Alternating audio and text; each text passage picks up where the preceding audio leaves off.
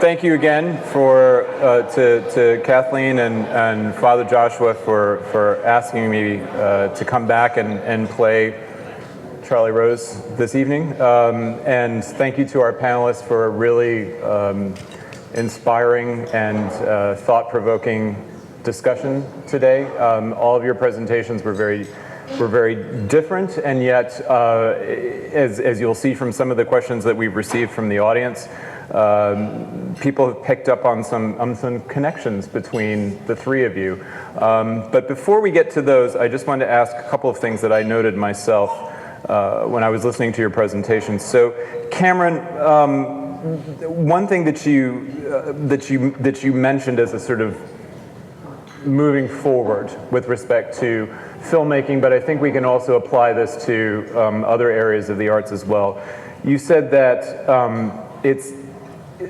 the goal should be for a Catholic filmmaker to not just be making feel-good movies or copying what's being done in Hollywood. Could you elaborate a little bit in terms of what you think a Catholic filmmaker ought to be doing with the resources that they can find?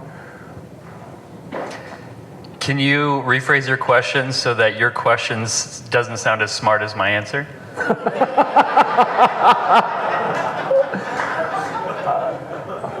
Well, I suppose I could explain what I meant a little more by that. So I think we're all captivated by certain Hollywood films, right? But I think with a lot of Hollywood films, we're just left with more of the world. It's not inspiring the wonder that Catholic art can inspire, because we have the greatest storehouse of wonder in our faith. And so I think we need to use the best tools of the trade, the best storytelling techniques, the best equipment. We need to actually start paying for good Catholic art instead of expecting Catholic artists to be tithing their profession. I think when you shortchange Catholic art, what happens is you're either getting a lower quality, so then we're not rising to the level of the world, or you're forcing good Catholic artists to burn out.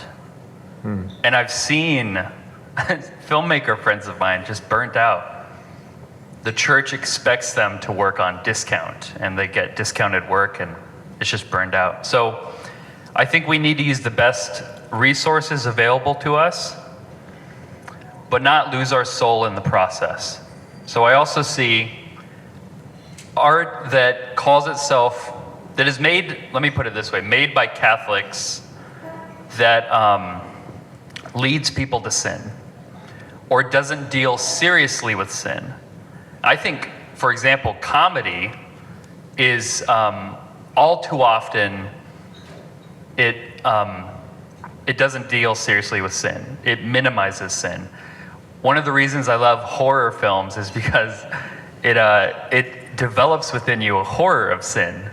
There's consequences, and so I think we need to retain our soul.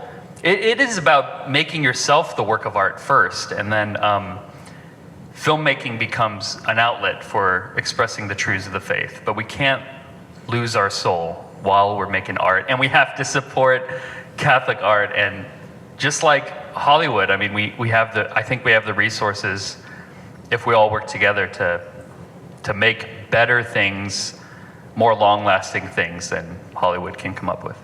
There's certainly a theme that and I can't speak for everyone else, although I have seen a number of the questions. There certainly has been a theme in terms of people being interested in the concept of patronage and where we need to go in the future. But something you mentioned with respect to the sort of representational and the horror kind of brings me back to something that Liz, that you talked about with respect to St. Francis being a living icon, if you will.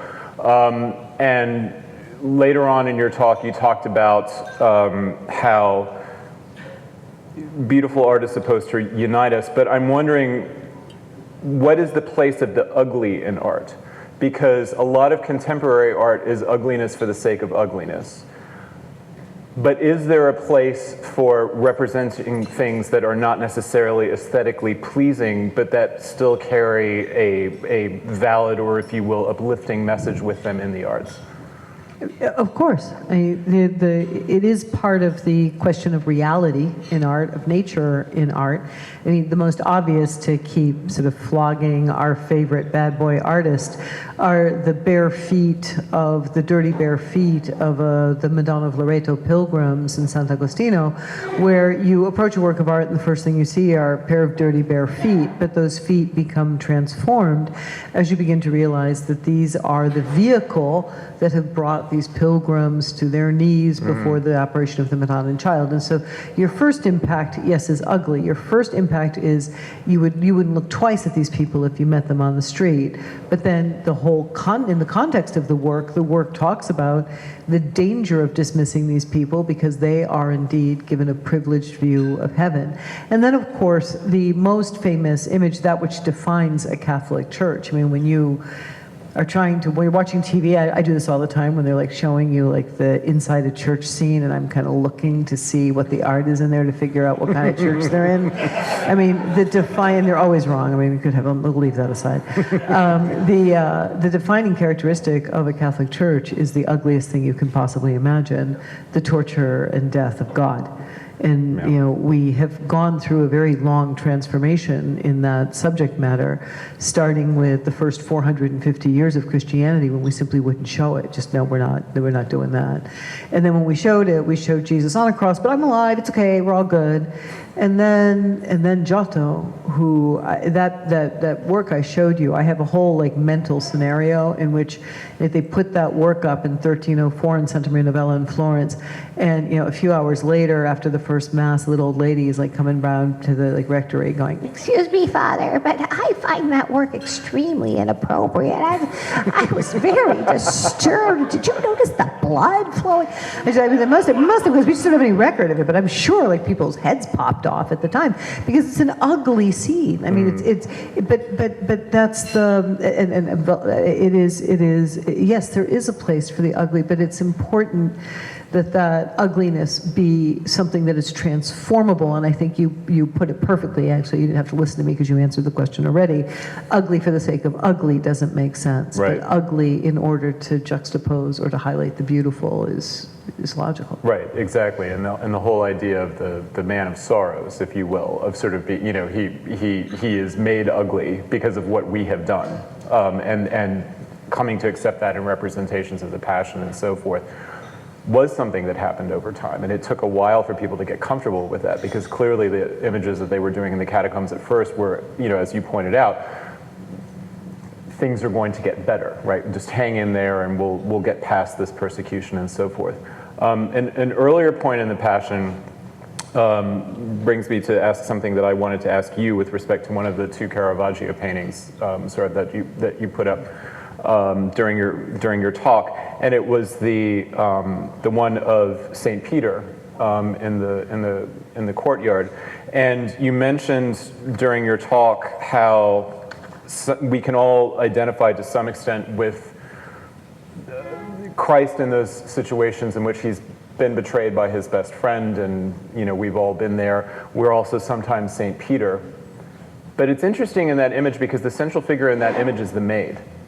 And I'm wondering whether, and I don't want to put you on the spot, and maybe this is a general sort of question for the panel, but I feel like I've been the maid. I feel like I've been the one, because the maid is in a sense Satan, in that she's whispering in the ear of the soldier and saying he's one of them, right? And the way that it's painted, the accent. Right, exactly. He's a Galilean, right? He's one of his followers, right? And the way that Caravaggio has painted that painting is that she's very almost seductively presenting herself to the soldier and saying, "Go after that guy," right? And that gives Peter the excuse to sort of be like, "Not me," right?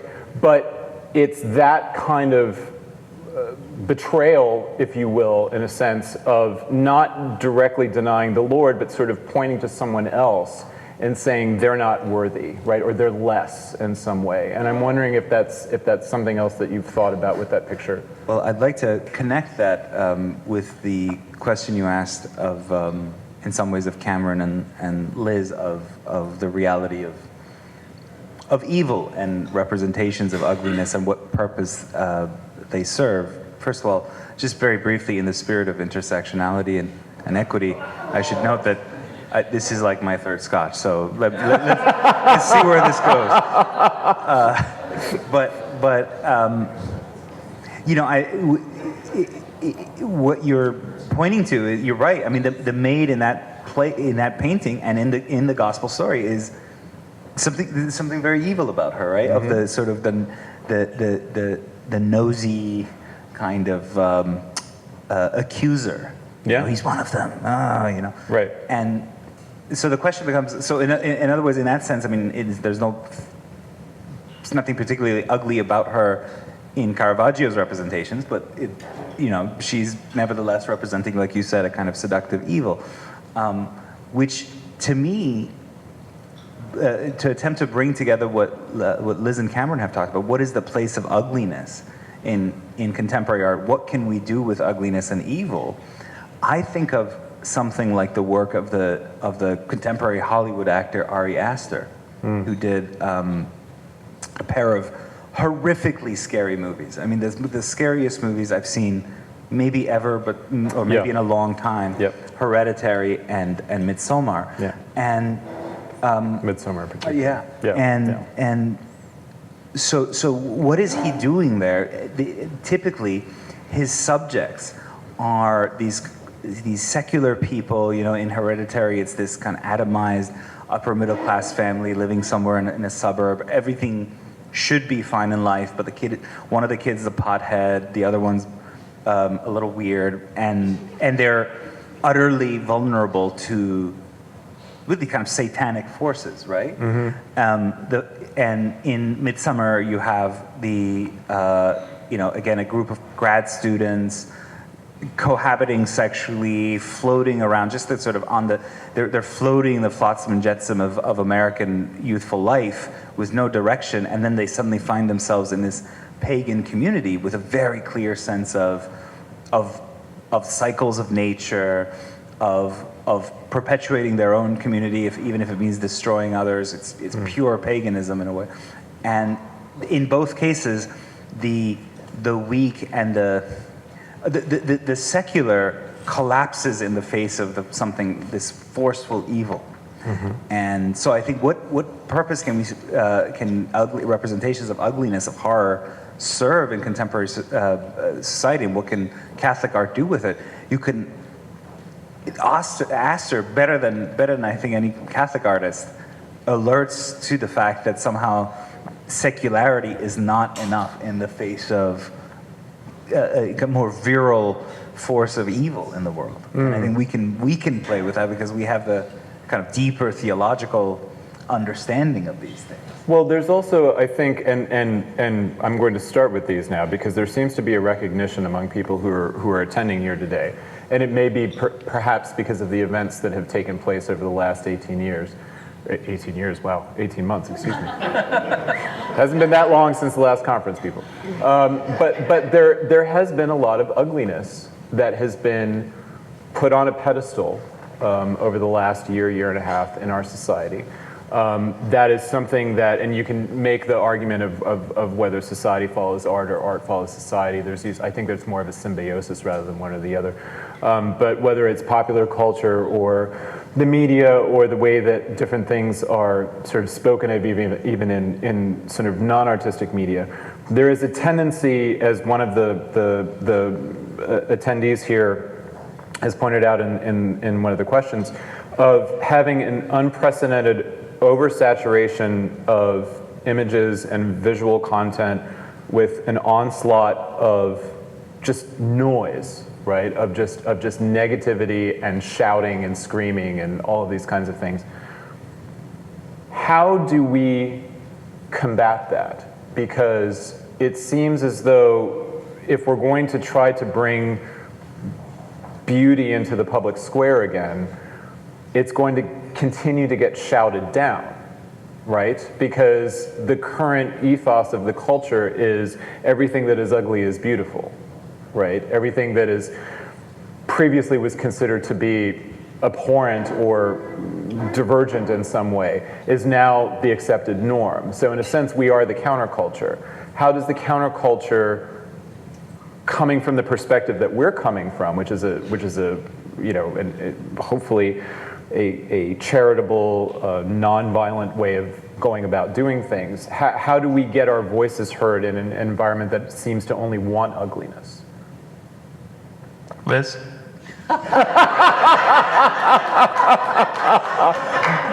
I was getting a feeling. This is the keynote job, Liz. I was sort of feeling the bullseye closing.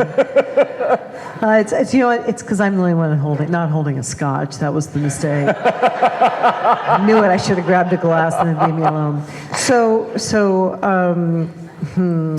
I think there's a question of it was something I just touched on very briefly, and it's something that I think I would like to be able to explore more. The imminent versus transcendent. The thing about a crisis is that a crisis, theoretically, is supposed to have a leap and then come back down. It's supposed to be a hiccup in what is a steady line. We don't, as Catholics, crises happen, but that's not our rhythm. Our rhythm is really the slow, steady beat of people who know that we are a church a church militant that is going somewhere. We know we're going somewhere. We have a pace and a rhythm. Occasionally the pace and the rhythm is disturbed by situations, but we know where we're going and we're heading towards there. So my proposal would be to avoid two things. One, that same tone of sort of the stridency, for the moment, the idea of urgency, immediacy has been captured by a movement that thinks, look at this really ugly thing right now and get really upset. Right. And that would, I mean, in many ways, Caravaggio was very good at that, but that's not what we're looking for right now. I think for us to be getting into that game, a game that we aren't going to win because we aren't really thinking about how to resolve this thing for this second. And our idea isn't tearing down, our idea is always building up. And part of this crisis culture is tear down this, tear down that, whereas the Catholic culture is to build up. So I think the idea is to create, and by the way, people don't like crises, and I don't know, maybe you guys enjoyed the pandemic, but I've not been enjoying it very much. People, as a tendency, we don't like crisis mode. We like stability. We like the sense that there is some sort of place where you can put your feet down. So I would suggest that what art should be doing is creating a constant, stable, sort of a backbone of percussion or sort of a light rhythm where people can find solace from the stridency. And everyone who's talked to me for 20 seconds has heard that I was horrified by the exhibition, horrified and vaguely amused by the fact that this is actually something that people think is art. But the exhibition at the Art Institute, which is really just you walk into a series of rooms, you get yelled at. They're big, huge letters. It's like all caps emails all over the place, and like black and white and red. I'm like, whoa, whoa, whoa, whoa. I haven't felt this way since I was 16 and came home late. That's your privilege talking, Liz. That was obviously. And every time I started to like smile, there would be like a word saying privilege. I'm like, yep, I am privileged. I'm privileged enough to know better. So there you go. That's right. Absolutely. Well, you in fact opened the door because one of the members of the audience today wants you to answer, how do we stop the promotion and support of these absurd exhibits and films in our cities and museums? So you can't, in a way, like not by, by protest or what have you. Because they don't work. I mean, the protests don't work. I mean, that's because we saw when Giuliani was mayor of New York and he tried to stop the sensation show at Brooklyn. It just made more people go. Right. No, I mean, I think that, and again, this answer ties into, in some ways, the earlier question, how do you counteract the noise, is that absolutely Catholic culture, I mean, Liz is so right, it's so much more patient, it builds up in every situation. It looks to see what can be elevated, what is worthwhile, what is truthful, and works with that. And so Catholic artists should absolutely continue that in that vein. But in terms of how do you counteract a culture why is it that our culture, in terms of its expression, so noisy and ugly, or how do you stop the proliferation of ugliness? Some of that, without sounding like a vulgar Marxist, some of that, there is an intersection of where our material conditions meet our cultural output. In other words, there is a reason a culture looks a certain way given economic, political arrangements. So that if you have an economy and a social structure that tends towards disintegration, tends towards an individualism that's really a kind of conformism, then also its art will look a certain way. And so what I'm getting at is some of this stuff actually has political, economic solutions. That's not the job of the Catholic artist. So I'm not suggesting the Catholic artist should go around offering our own version of political cant on the canvas or on the screen. That's the job of, I don't know, people I guess like me or Catholic politicians or others to say we need to rearrange the kind of material reality so that the cultural emanations of materiality are more humane, are more sane. And so I always worry about saying we are countercultural, because if you're countercultural, what the counterculture does is it owns on Twitter, it sneers on the sidelines.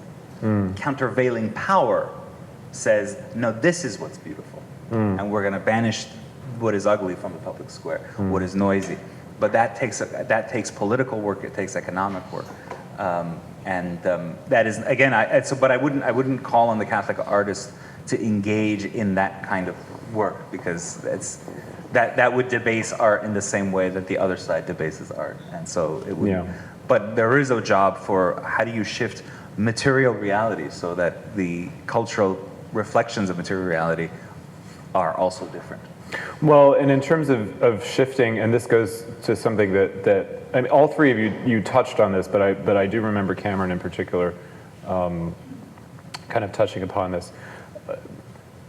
How do we encourage people to go about patronizing these things in a way that, if you'll forgive my saying this term, is not patronizing? Because there does sometimes tend to be a tendency in Catholic land to say that we have to support something simply because it's Catholic, even though it isn't actually very good. And it's almost as though we're afraid to apply aesthetic values to something because we don't want to hurt someone else's feelings. And that's charitable, and that's not a bad thing. But at the same time, occasionally, for example, someone will ask me to review a show that I would never review, because I'm like, good for you, but I don't like what you do. I mean, it's not bad, but it's not something that I find very interesting. And so whether it's a film or a work of art or a book or whatever it is, I think a number of the questioners have sort of said something along the lines of, how do we make that connection between the producer, if you will, and the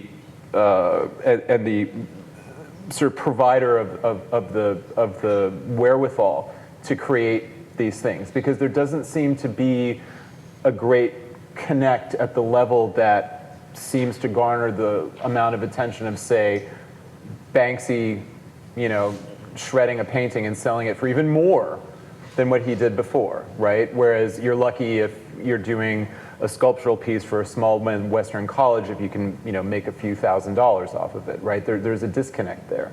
And whether it's film or books or anything else, I mean, that patronage issue seems to be something that's concerning to, it certainly concerns me, but it concerns a number of members of the audience as well.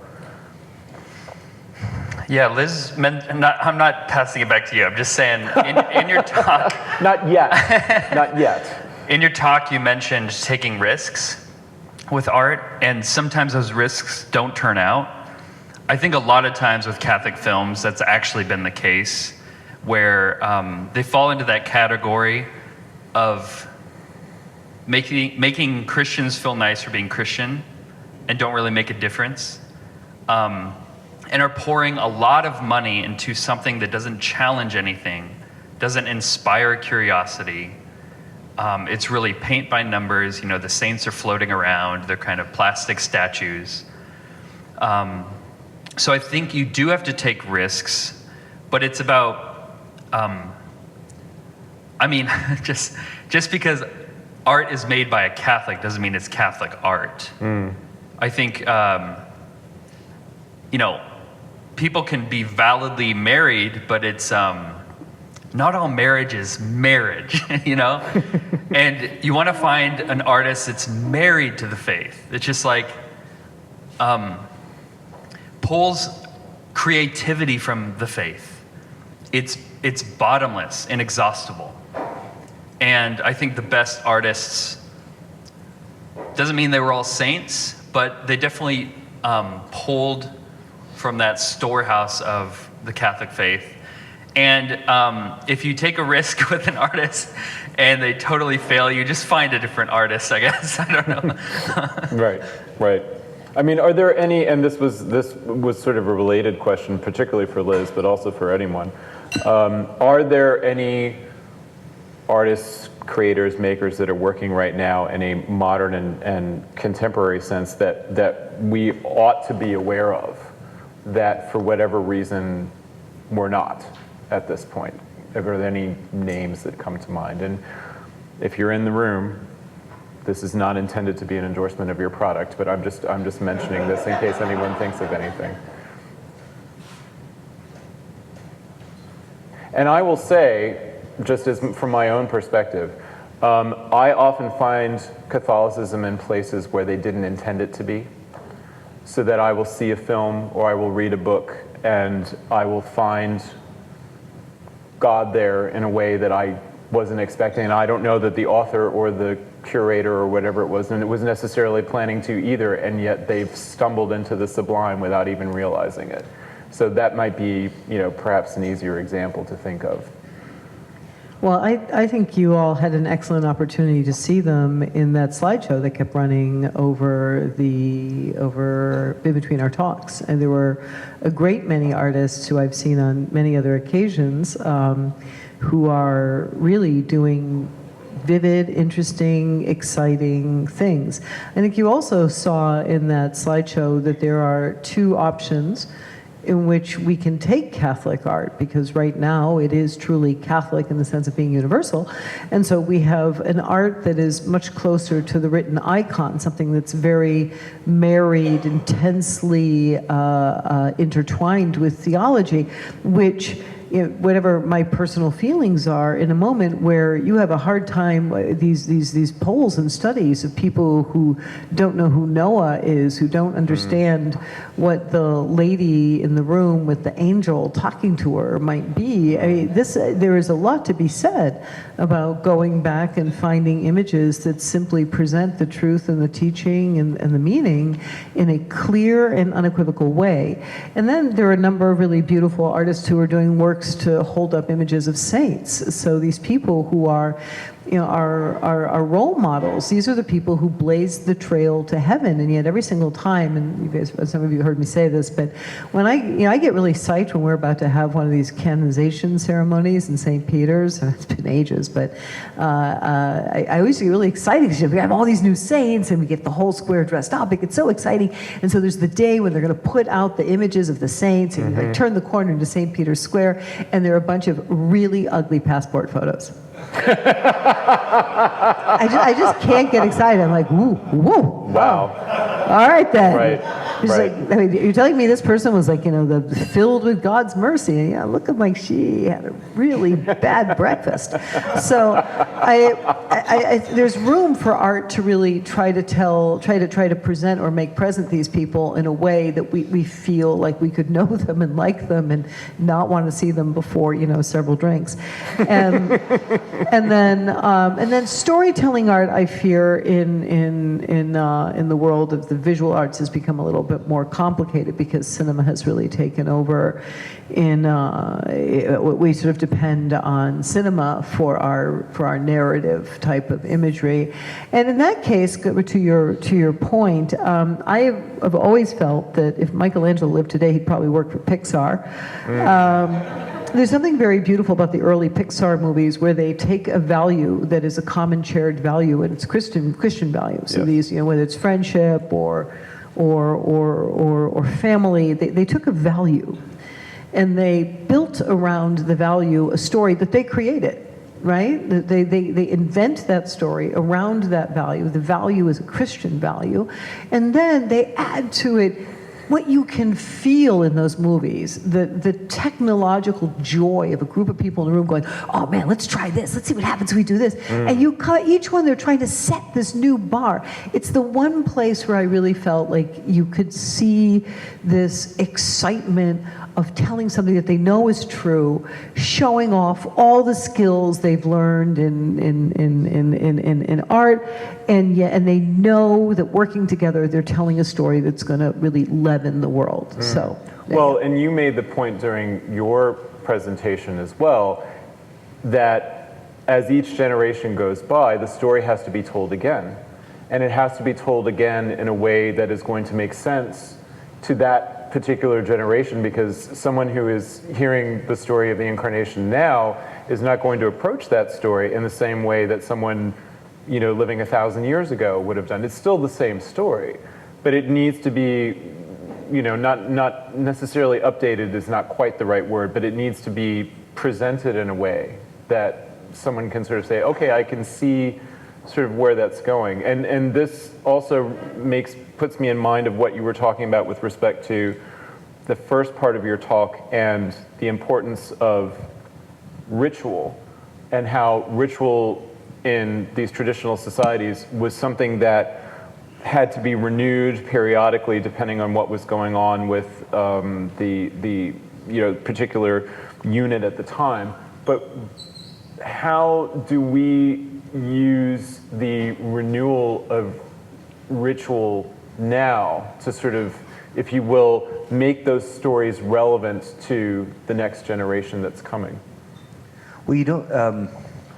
The ritual itself doesn't need to be necessarily renewed. A proper ritual communicates two sets of messages, or two kinds of messages, classically speaking, in the sort of anthropology of religion.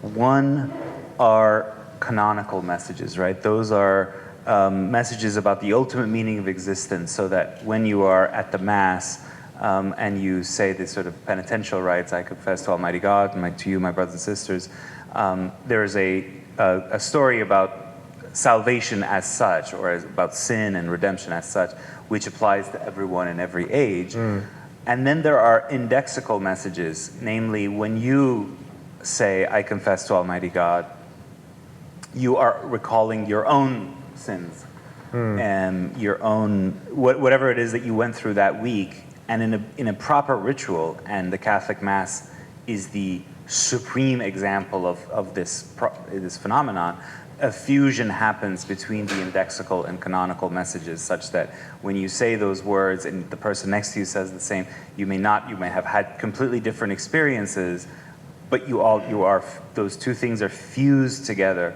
And so I think that process happens all the time in a liturgically rich tradition. And again, as Edie Turner said, like we came back from Africa and found the most liturgical, ritualistic religion that you can think about, which is Roman Catholicism. And I don't know where I'm going with this, but other than the fact that I certainly have this too, is that the Mass can be a great spur for renewal and creativity itself. Today, when Father Nathan was celebrating the Mass today, I find this, I don't know if you do, I mean, I'm in a room with an artist, I myself am not an artist, but I find the Mass, yes, I'm thinking about our Lord up there, I'm thinking about his sacrifice, but my thoughts also turn to there's just great inspiration that happens. Where there's a project you're thinking about, and you're at the Mass somehow, and there are like neural connections made by where you're like, oh, I could take it in this direction, and then suddenly your thoughts turn back to the Mass itself, of the liturgical action, and then you sort of think, okay, this thing that Father's doing, this action has been done for 2 millennia, and I'm here as well. I don't know. There's this enormous creativity that I think the Mass can inspire for the artist or for the writer, for the thinker, whatever it may be. So I don't know. I don't think of the renewal needing to take place at the level of the ritual itself, but rather in the participation of the ritual, being open to it, and then the canonical and lexical fuse in such a way that you have this energy where you're after the Mass, you're grateful for the grace of what happened at the altar, but you also want to write the thing that you had been thinking about writing, or the project, or the painting, or what. Right, or the film, or whatever. The film. Yeah, exactly. Yeah, I've experienced so much creativity out of the Mass. The same exact thing has happened the past few years, and in adoration. There's something fascinating about that. I wonder, well, it's obvious why that is, but I guess it's an interesting phenomenon. When my wife makes me go to Mass during the week, by that I mean, I'm working really hard on this project called Mass of the Ages, and I got to be in my office working on this project, Mass of the Ages. My wife is like, "Well, you want to go to Mass?" And you can't say no, because then you're a hypocrite. And so, yeah, the same thing happens. You go and you are empty, or when you are empty, then God just seems to give me my greatest insights when I'm at the Mass. Yeah, I've experienced that too. This is an interesting question from the audience. With regard to truth, goodness, and beauty found in the Catholic faith, in these times it seems like many leaders, such as Bishop Barron, believe that our evangelization efforts must lead with beauty. In your opinion as Catholic commentators, is this the path forward for evangelization, or must we start first with truth or goodness, or somehow incorporate all three? Liz?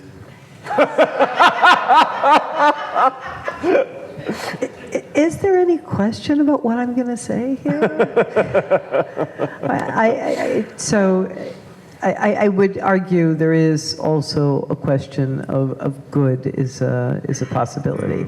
Truth, unfortunately, right now is not a particularly valued thing in a world where, again, we question reality. We question physical reality, biological reality. I mean, we have no concept nor respect for, nor truth is my truth. So that's a problem. That's not one that I feel we can lead with very successfully.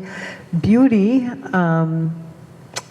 I have pretty good success with these things in Rome. You start with people, I don't know how many times I've done tours with people.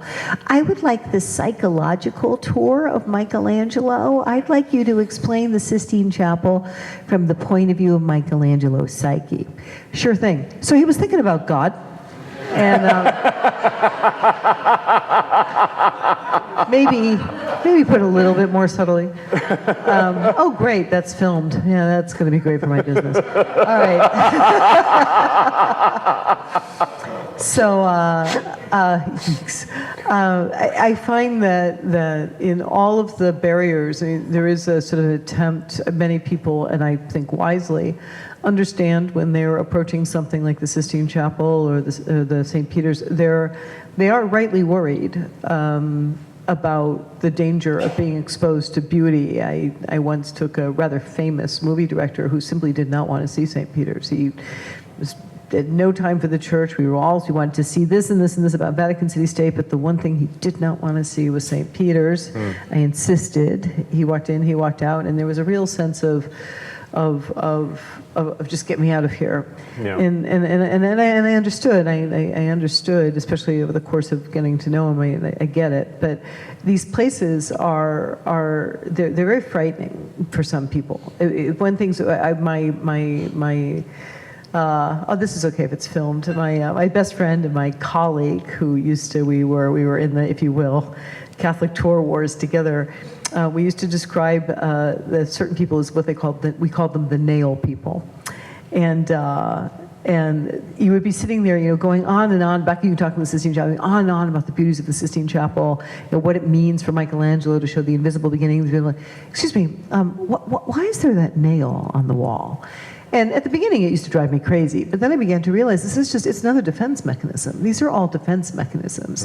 Beauty really does wound, and it really is dangerous. Yes. Goodness is too, by the way. That's what I mean. When people do something spontaneously kind for you, that kind of awkwardness where you immediately you're just in their debt. There's nothing you can do. Someone has done something kind for you, and you're like, no way of balancing this. And it forces this kind of humility and vulnerability on you. So I think we have two things in our favor, that when we approach these arguments, we approach them with goodness, with kindness, with understanding where other people are coming from, with a sense of warmth and reaching out to them. And of course, I really think beauty is something that gives a sense of hope that there's a better world than the one we live in today waiting for us.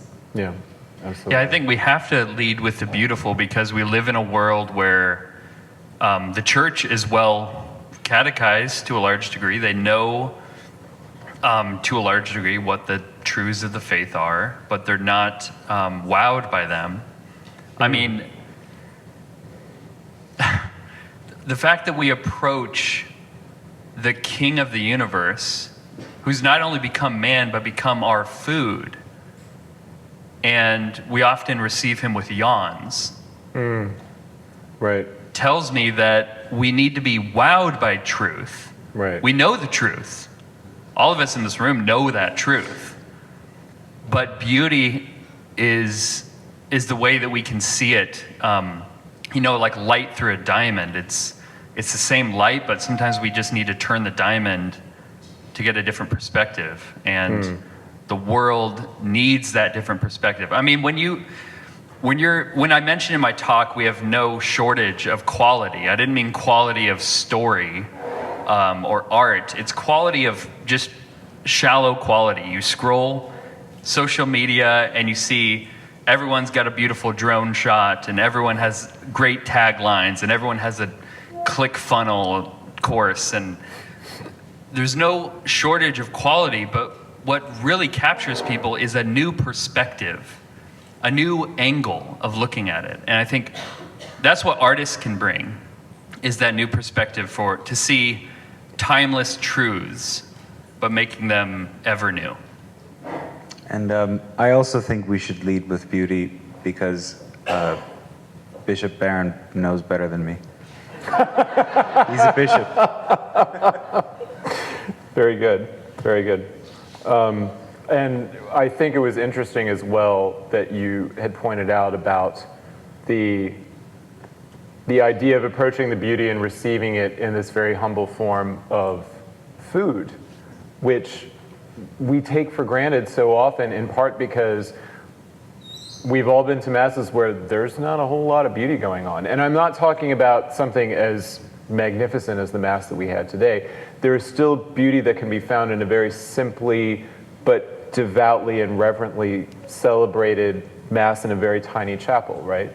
But it goes back to the point that you were talking about in your presentation with respect to how that recognition of what was going on in that African culture brought those people later to sort of say, right? It's an Emmaus moment, right? The recognition and the breaking of the bread and sort of saying, this is a kind of proto version of what actually comes to happen for the entire world, right? Going on in this very small community.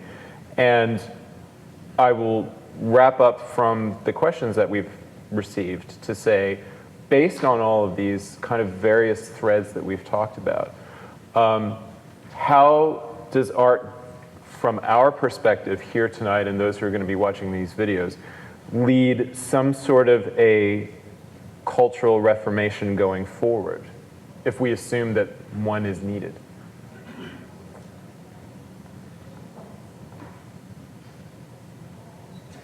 Liz? Just hand them all to me at this point. This is something that is occurred to me many years ago, and it becomes more and more and more insistent in my mind. Catholic art is not just for the one sacred space that we go to once a week, twice a week, 3 times a week, how many times you go. Right. That's not what that's about. I mean, I finally found the little remote corner of the Art Institute of Chicago where they're presently keeping things religious, and when I was in there, I was sort of struck by, actually, there was one really beautiful arrangement of the number of things that people wore and surrounded themselves and carried. So, today we, carry a bunch of pictures on our phone of our families and our friends, but when people traveled, and it was so much harder to carry things, to me, I'm amazed at the fact that people made room and they had to have little special containers for them to contain their little ivory panel of the Nativity, or a little kind of folding altar that they could open up at night to say their prayers in front of. And people brought that with them and they carried it. It was part and parcel of their person. A lot of these little objects, and it was actually really interesting in the Art Institute, is that many of these objects were for portable relics. They have these incredibly beautiful objects because I want to have, Saint Benedict with me. I want to have this saint with me. We just carried it with us. And it just becomes so much easier to be witnesses when it's in front of us all the time.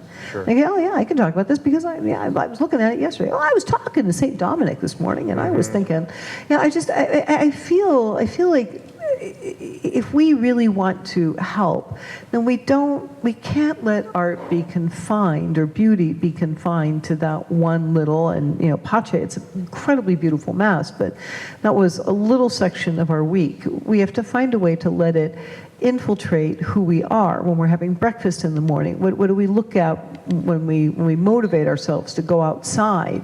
I feel that if we are imbued with something, clearly we like to be around these people, and then we as witnesses show that joy and that excitement that I think you've seen, with the people who've been speaking to you today. I mean, we all love what we do. We love talking about this. We love.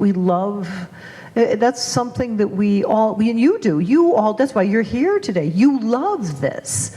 You're here because you want to be with other people who want to talk about this because you love talking about it. Well, then, talk about what you love with other people too. I mean, I don't know how many times I have to hear about what other people love.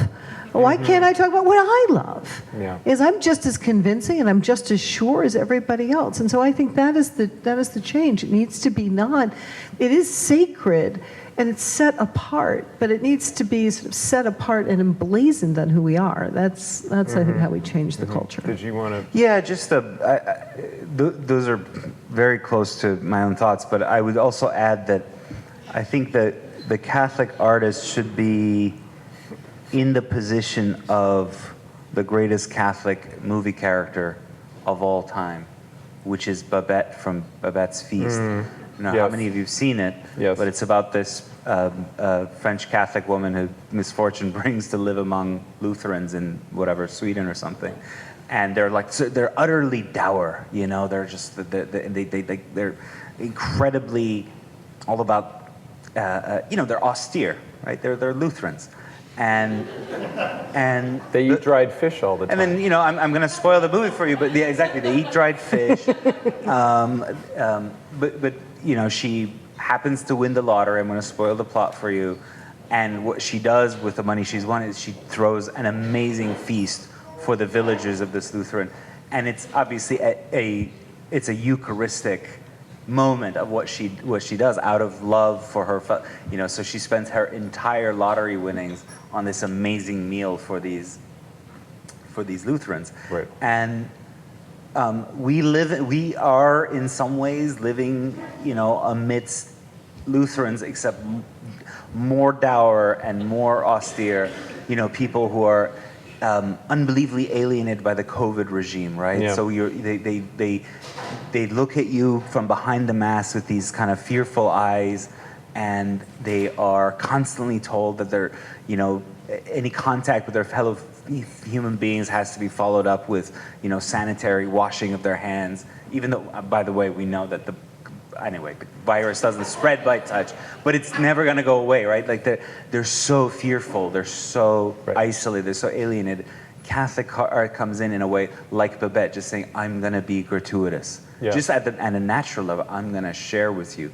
Don't worry. Imagine how that can, in a COVID kind of medico-fascist regime, how it can disarm people, right? To be Babette. Right. No, exactly. And for those of you who haven't seen it, you should, because it is both Yeah, sorry Pope for the Francis's favorite film, and Oh, I it's didn't know also, yeah, it's also, I know it's in Pope Benedict's top 10. I don't know if it's his favorite, but both of them love that film. So, and you being a filmmaker, I'm sorry. By the way, she cooks that meal. I just Yes. feel like we need to mention that Yes. not only did she pay for it, she cooks it. She cooks the whole thing. I feel like Yeah, that needs to be exactly, mentioned. exactly, yes. She cooked quail. Well, and it's quail in sarcophagi, which is, you know, there's all kinds of Eucharistic symbolism in that film that I think that if you watch it through a Catholic lens, even though Isaac Dinesen was not a Catholic author. But she's sharing a gift that she had. Correct. Being very generous with something that seems superfluous to people, and it changed their lives. Yes. It changed their lives. Yes, absolutely. Well, and there is also this element of the fact that not only does she bring flavor and zest into their lives, it's another Catholic who brings music, because they all sing these they're nice little Lutheran hymns, but he brings opera, right? The singer who is the friend who later sends her to when she has to go into exile. And he brings all of this sort of passion for music that they don't have, right? And they're scared of it, and so the girl who trains to be an opera singer and could have been absolutely amazing is too afraid to embrace that beauty, and she stays and eats her dried fish, and it's very sad, you know. So, but anyway, and I don't want to put you on the spot as a filmmaker, but I mean, whether you've seen it or not, but it's interesting to go back to what you were talking about where we came in, which is to say that it's not a Catholic film. It is a Catholic film when you look at it and sort of understand what's going on there and the way that it's being presented. But it's not the life of Phil and the Saint, right? It's not the nativity story with that Mary that I cannot stand. But Joseph is great in that film. Joseph is great in that film, but you can tell it's a Lutheran film because that Mary is terrible. But you understand what I'm saying, is that there is a way, and I think that film is a rare example of it, to tell something from a Catholic perspective that is not sort of hitting you over the head saying it's a Catholic film, right? Yeah, that's right. I was just talking with Lawrence of the Athenaeum at our table about this, actually. So Andrew Stanton of Pixar, one of the head guys there, directed a lot of their films. He said, you give the audience 2 + 2. You don't give them 4. And as a filmmaker, you do not just lead out with the answer. That's Right. what a lot of Catholic films tend to do is, here's the answer, let me tell you about it, let me preach to you. Or in Christian films, let's have an altar call and now you're happy because you received Christ. Catholic films, if they feature churches or if they say the name of Jesus, certainly they can do that, but they can't be, they have to follow the arithmetic of good storytelling, which is you just let the audience connect the dots. So that can be 2 + 2 if you have a good Catholic film. It can be a Babette's Feast with a 1 + 3. You don't need to talk about the faith directly, but it equals 4. It's always coming back to the truth. And I think good films point to the truth in many different ways, from many different perspectives. And I would be remiss if I did not mention the greatest work of art we can create is our own souls. I mean, the only thing that survives all of this, all our works of art will be as dust, but in the end, it comes back to goodness. And the greatest work of art, which is the incarnate Son of God, to become incorporated into Him, you become the greatest work of art. That is your greatest work of art, and that is what will survive and be eternal. So I think that's what it all comes back to. Well said.